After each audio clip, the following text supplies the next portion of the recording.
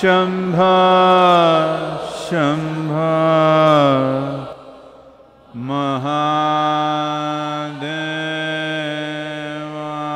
Mahadevaya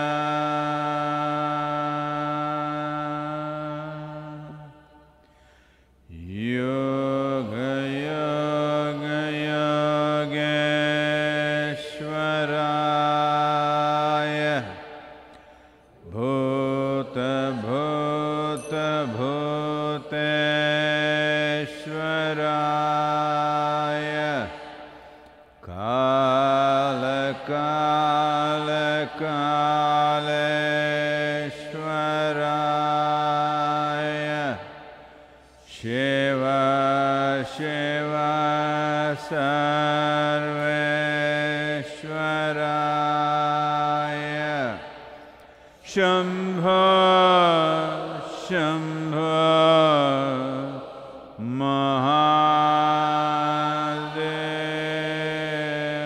Mahadevaya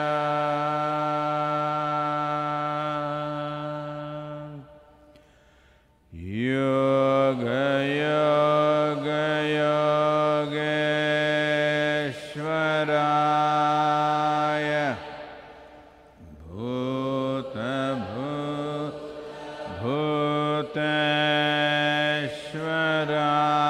Bhuteshwaraya Kala Kala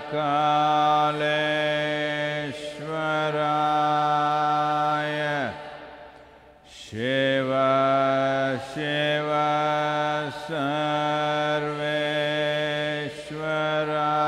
Sarveshwaraya Shambho Shambho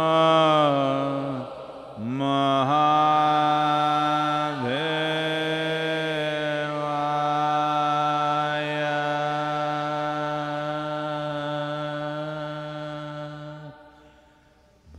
Yoga Yoga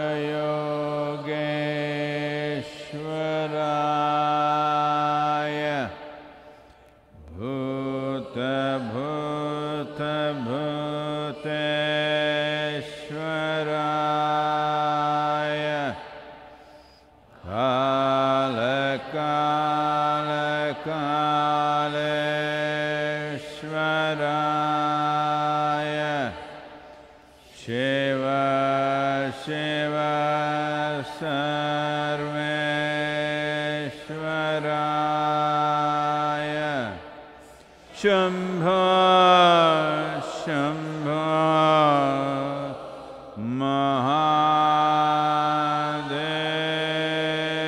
Mahadevaya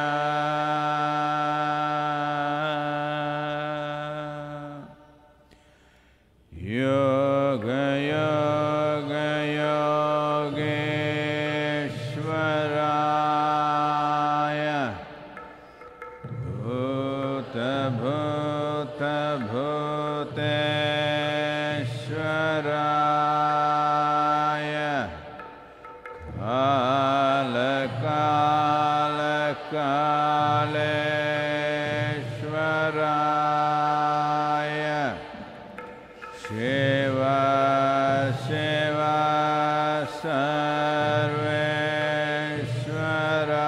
Sarveshwaraya Shambha Shambha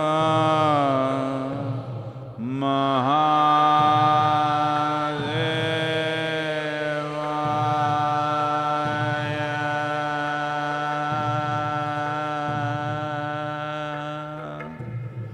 Yoga Yoga Yogeshwaraya Bhuta Bhuta Bhuteshwaraya Kala Kala Kaleshwaraya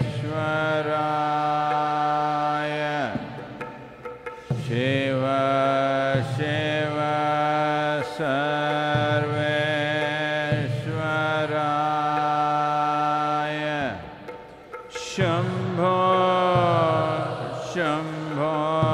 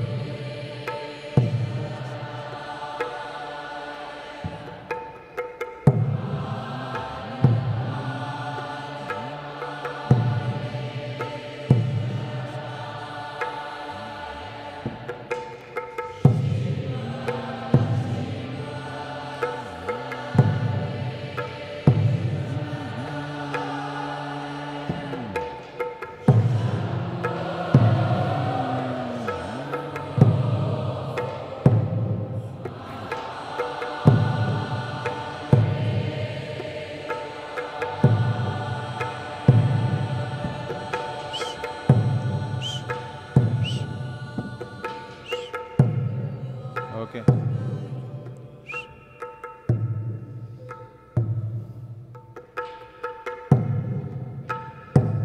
Just sit still.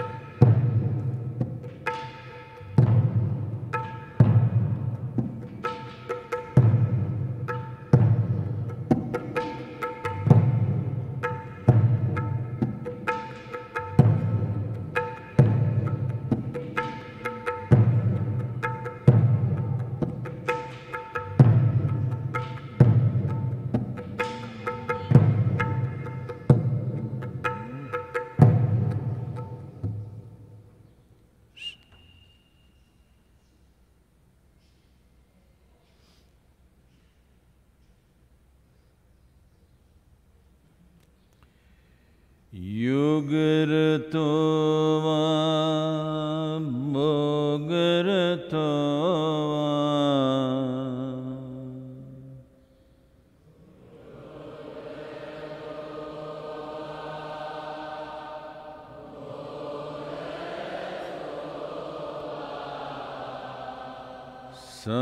Sangarato va sangavina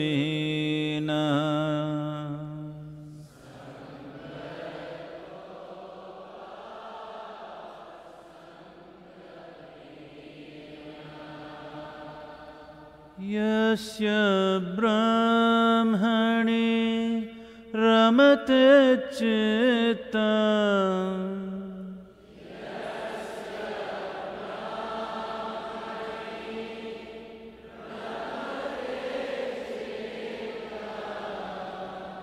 Yasya brahmani ramate chitta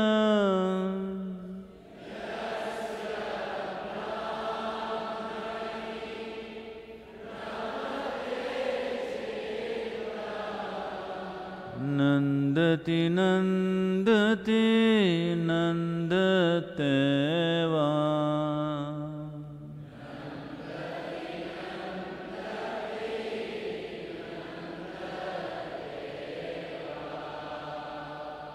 Nandati nandati nandateva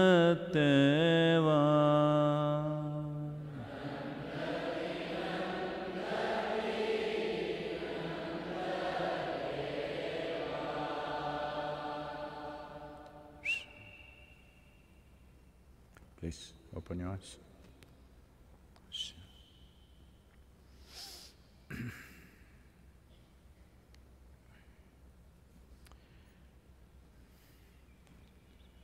Namaskaram to all of you, wherever you are. Well,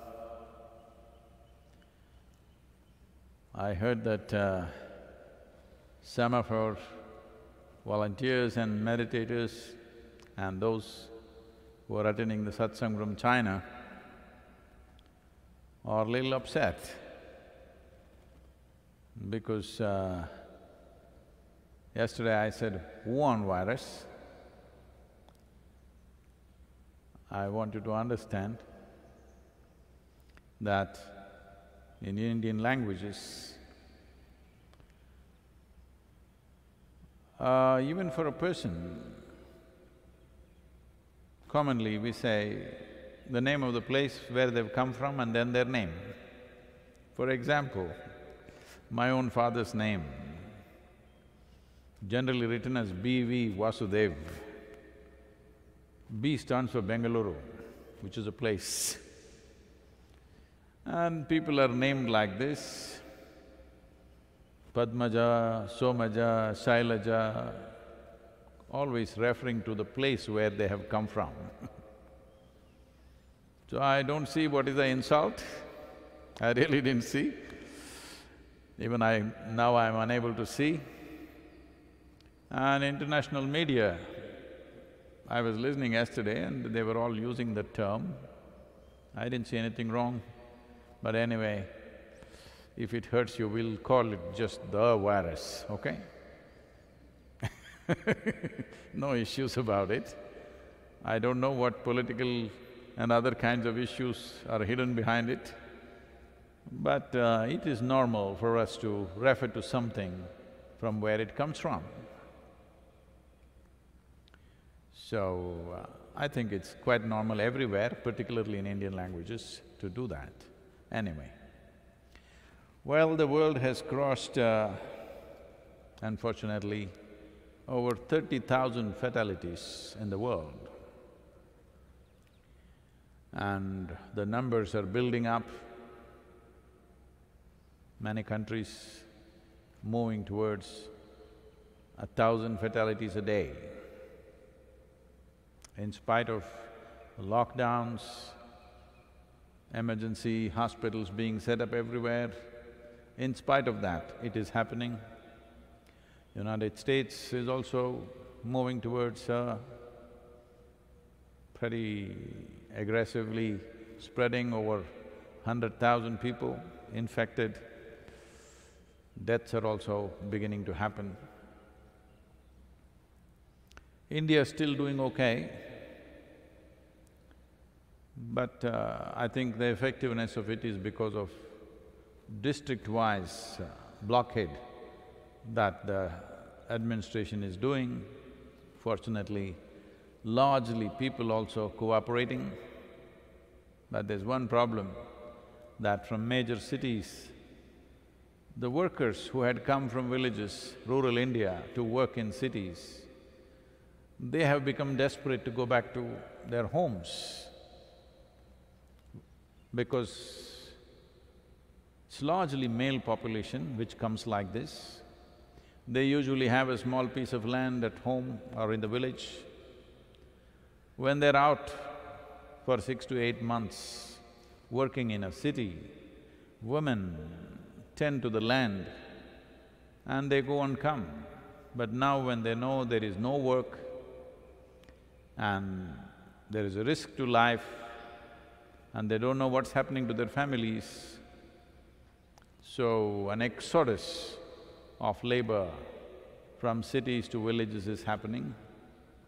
Government is doing everything possible to set up hostels for them, food arrangements, but they don't want anything, they just want to go back home, which is unfortunately…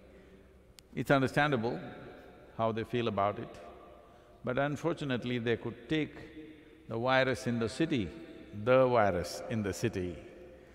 to rural India, where right now rural India doesn't have much or almost nil presence of virus in rural India, but this migrant labor could take it. In southern India, except Kerala, is largely in control. It's not rising, the blockade or the lockdown has been effective. But the challenge is the coming 1 week to 10 days, we must see what happens in India. It all depends what we do, every one of us. Because there is a problem in human mind, as days pass by, nothing happened, they will become complacent. Nothing happened means what? You want people around you to fall dead? Is that something happening? Nothing happened means everybody is well. It is not a time to become complacent. It is not a time to relax the basic mode of behavior that we have set for everybody. Please, let's hold this. And from all scientific predictions, calculations, it could be a reasonably long haul. But those of you who are at least believing that you are on a spiritual path, this is a good time, because in today's world where there is such an onslaught of sounds and colors and visuals upon our senses. In the sense, if you were here 100 years ago, well, you saw greenery around you, brown earth, blue sky. If you had to see anything more dramatic, you had to wait for the sunset or get up early and wait for the sunrise.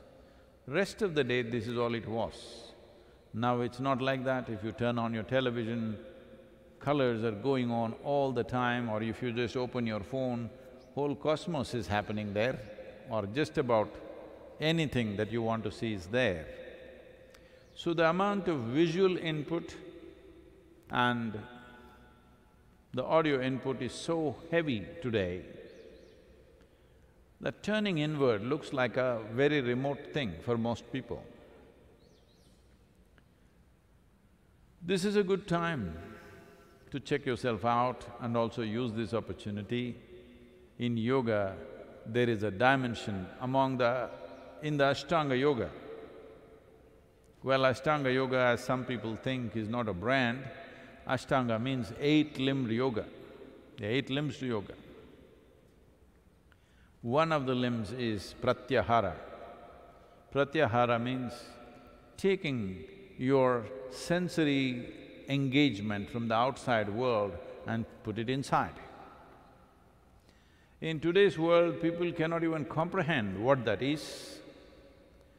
Well, many of you who've been through periods of sadhana have experienced this.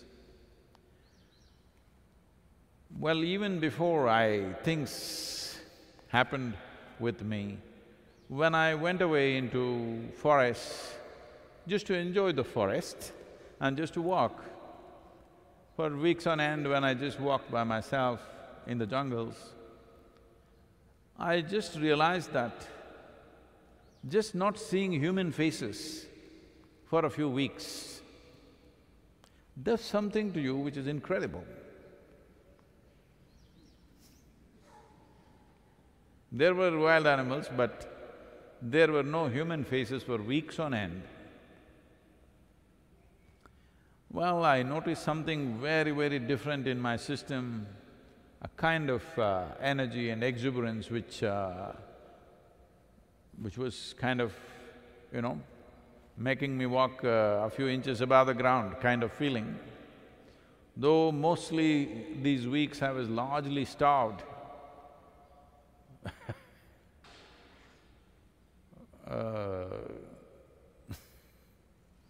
No, I'm just laughing at the pains of hunger now because they're very painful.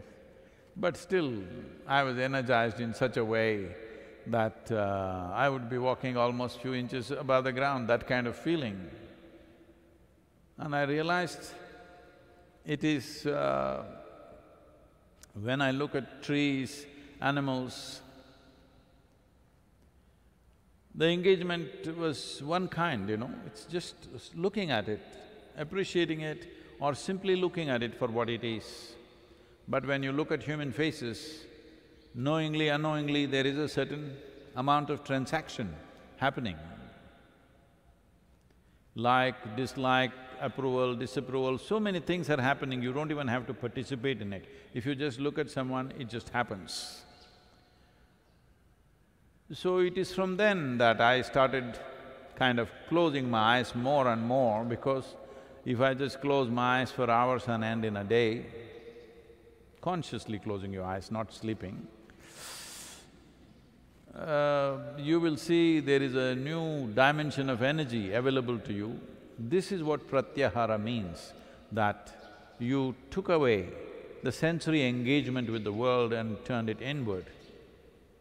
This is a good time, if you're willing, wherever you are, to experiment with this, that if not the whole day, let's say 6 hours a day or 12 hours a day or whatever is possible for you. You can even start with 1 hour or 2 hours, just keeping your eyes closed, not looking at anything. Initially, your mind may go all over the place, it's okay, don't try to control it, let it go wherever it wants. I want you to understand it doesn't go anywhere, it's just replaying old stuff. Oh, my mind will go somewhere. No, your mind doesn't go anywhere. This is the illusion you have to break, that you believe your mind is going somewhere, which means you're misunderstanding psychological process for an existential reality. Psychological process is just made up by you playing your own stupid, badly directed cinema and believing it's true. This is a good time. It's a good time that you try to do this in a day, a certain amount of time, whatever that is. You close your eyes and sit. But something happened, somebody made some noise, somebody did something. Okay, not like that. Especially when you think something important is happening, you must close your eyes. Yes. Because engagement with the world has to become conscious, that's all. If engagement with the world is conscious, however much you are engaged with the world, it doesn't leave you, disturbed or freaked out. When your engagement is compulsive and reactionary, then you will see smallest things are throwing people off. Most human beings just earning a living, raising a family, dying one day. For this, how much turmoil people are going through is unbelievable. It's not even fair, just to do simple things that every other creature is doing. Right now, look at the sparrows, evening family affairs they're settling with a bird brain. But they're managing it in their own way. For this, human beings are with such a big brain, freaking out. This is because their engagement with the world is compulsive, not conscious. This is a good time for you to experiment with this, that you bring some pratyahara into your life.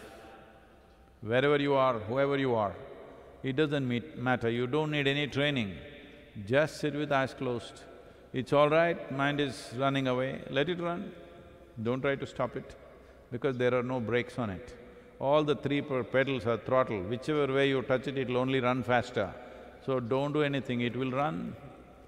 It will run because it has a certain karmic momentum. If you just leave it for some time without tending to it, it will slow down and it will stop. Do not worry about stopping the mind, not stopping the mind.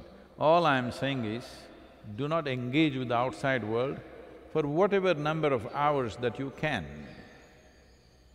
Start with an hour, push it to 6 to 12 hours a day. You will see, you will have the necessary energy to hit the peaks.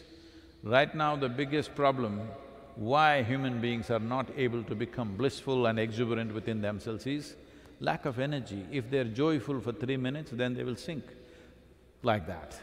Actually, there are sayings like this in the society. Socially, people believe that if you become very exuberantly joyful today, tomorrow you will be miserable.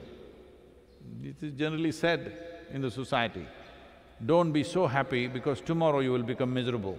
Because their batteries are like that today if they're very exuberant, tomorrow it'll become depressed. So, pratyahara is a key element to create that kind of an energy system which can take any experience of life in its stride and doesn't put you down. Good time to turn to pratyahara.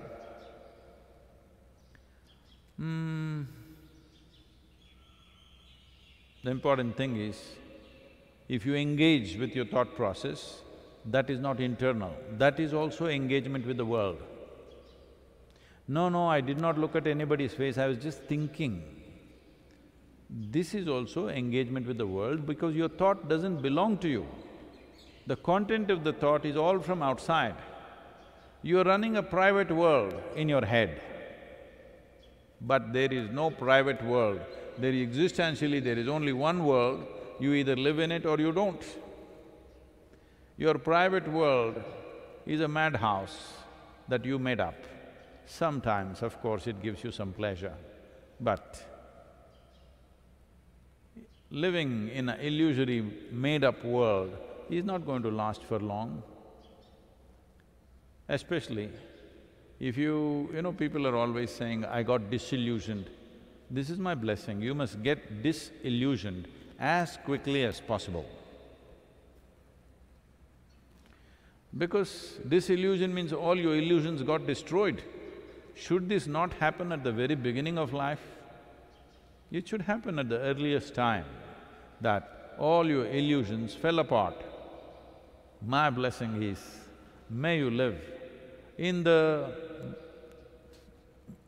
majestic beauty of this creation, not in your own illusion, however sweet it looks right now. Please, question. Sadhguru, the first question is from Giordano. Namaskaram, Sadhguru. Where is he from? Can we ask or no?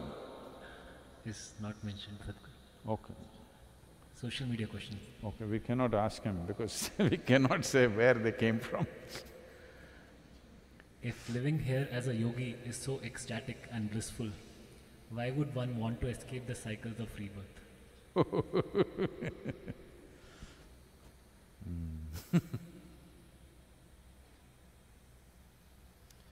You must take away the word escape. Well, I'm asking all of you, I'm sure every one of you have been to school.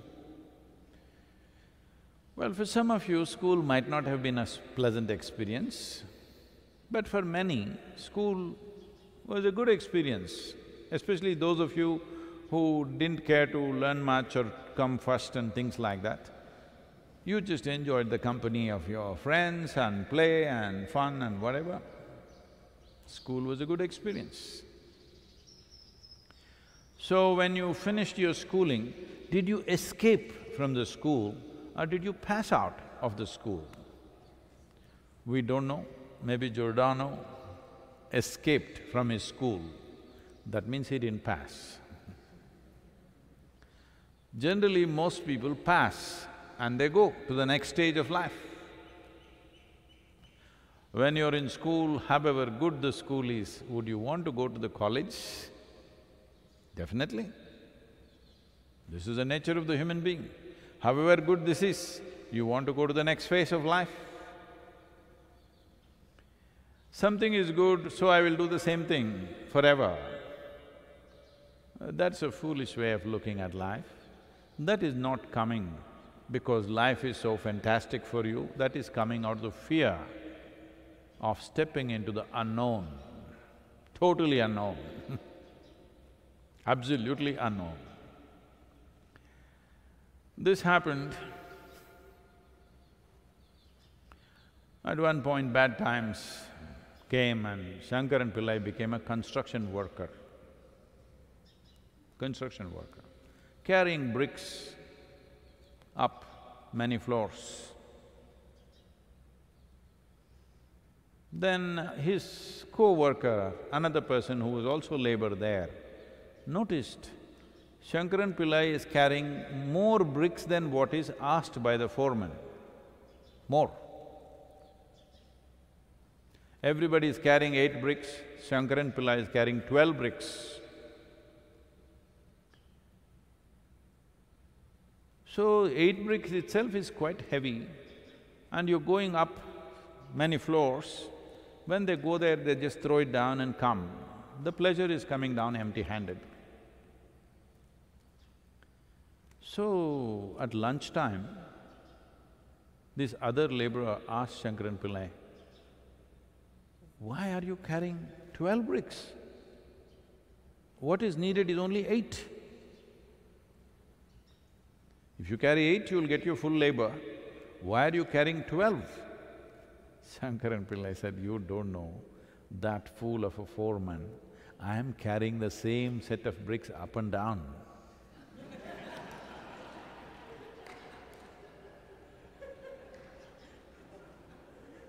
Brilliant. So, there are many people like this, they're carrying on with the same stuff up and down, punarapi jananam, punarapi maranam, going on and on. This is happening simply because life is compassionate, creation is compassionate. It sets screens for your memory. If these screens are broken, you will be so miserable right now. If you realize you've been doing the same stupid stuff 100 times over and still you're doing the same thing with the same misunderstandings, you will want to kick yourself. So, one who has broken these screens and not become miserable because of that, this is why opening up one's memory beyond the present realm of experience first needs a very strong psychological foundation, not spiritual, psychological foundation. Because if you don't have a very stable psychological foundation, if the screens of memory break, people will have a shattered mind. When people are struggling with one lifetime of experience, not even lived fully, by the time they're 30, they're struggling with their emotions, their thoughts, their memories and they're miserable.